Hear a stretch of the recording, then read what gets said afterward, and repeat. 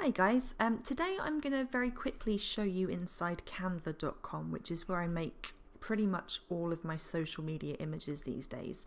But before I do that, I'm just going to briefly talk about why I'd want to do this. And this video is being added to a blog post on my site, which is about getting more views on your blog, getting more people to click through and encouraging them by posting the right things on social media. And it's really all about the images here. So to start with, we're just on my website here. This is my blog and this is one of my blog posts. And this is a stock image I've taken from librastock.com, which is it's a free place to get legal to use images. There's lots of them about, so you only have to Google search, but do make sure you've got an image that it's legal for you to use. So I've just uploaded the plain image to my blog, and that's all I need, because in my blog site I can put my title underneath and then my text. Now when I share these on Facebook, again I let the plain image pull through, because I've got a little SEO description comes through, and also on Facebook above the post in the text part I can freely write as much description as I want. And on Facebook, people do read that. So this is fine for Facebook, but I also want to share my blog on Twitter, Pinterest, and Instagram. And I want people to come and click through and visit my blog. That's the aim. So because Twitter, you've got very limited characters, and Pinterest and Instagram are just so visual, people are looking really at the picture only. You want to put your title of the blog at the very least on that image, so that people know exactly what it is they're looking at. They're aware that it's a blog post and they can make a quick judgment call. Is this something that interests me? And if it is, you've got a better chance of them clicking through to find out more. So I do this on canva.com. I used to do it all on PowerPoint, which was fine, but it was a bit of a slog because you had to make, absolutely sure that you've got the image the right size, otherwise it didn't look good. What I like about canva.com is it's quite lazy. It does it for you. So these are some of the images, and this is just to show you what I'm talking about. So that same coffee cup image that you saw on my blog site, I took that image and I uploaded it to Canva, and I made a different size graphic with it, one for Pinterest, this one is for Instagram, and this one here is Twitter sized. And as you can see, I've got the blog title name, I've got a little description so you can see if it's something that interests you that you'd like to read. My hashtag that I'm using at the moment, the Blog Bigger Challenge, that's why I'm recording all this stuff, and my website address. So this is just to give you a much better idea of what it is that I'm promoting. If I just shared a picture of a coffee cup, you'd have no idea what it was about. So this is why it's important to layer a bit of text over your image for Pinterest, Twitter and Instagram. And I thought I'd just show you how it's done in here.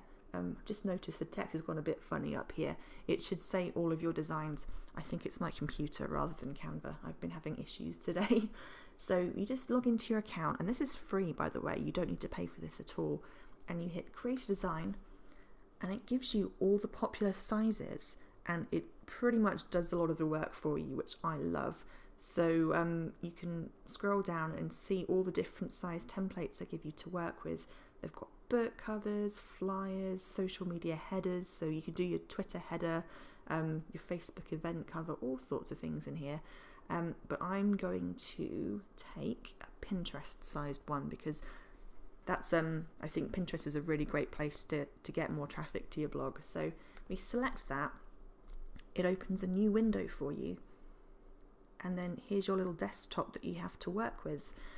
It does give you a whole load of layouts which you can choose. If you scroll really far, you'll find fancier ones which are paid options. So some of these say that they're free, which is nice. I only ever use the free ones, if at all. But you can also choose a plain block color background, or you can have a little background. I don't like these though, to be fair, so they're a bit basic, and the nicer backgrounds are ones that you pay for, but we don't need to do that because you can upload any image. So you can upload a file here. Here are some that I've uploaded already, and this is a nice one for an example. I thought I'd show you how the sizing template works, because I've got a landscape picture here, but Pinterest, the perfect size is this portrait. So if you stretch this image out, you see how the edges disappear.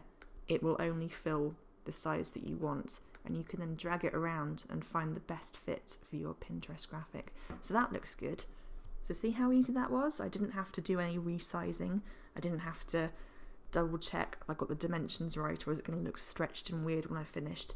It's done for you. And then I want to put some text on it. So let's choose some text. That pops up there. And I'm going to write a title using Canva for blog traffic.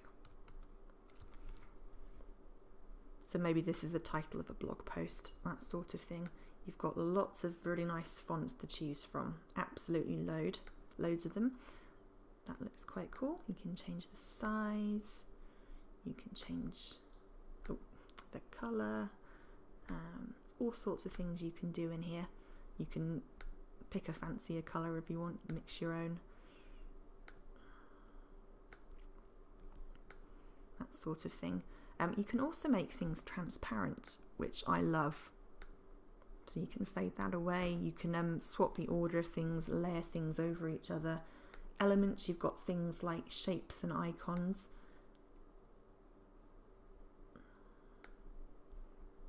You could then arrange, send that back. Make it transparent. This obviously isn't what I'm going to be using. I'm just playing just to show you, but this looks totally weird, but you get the idea. So when you're done, you hit download and it just downloads the PNG, save it to your desktop, and then go ahead and upload it to all your different social media platforms. So this one I would upload to Pinterest, and I would then go and add my URL for that exact blog post rather than my homepage, and that image would then be directing traffic to that blog post. So yeah, that's what I wanted to show you today. I hope that helps, and I'll see you again soon. Bye.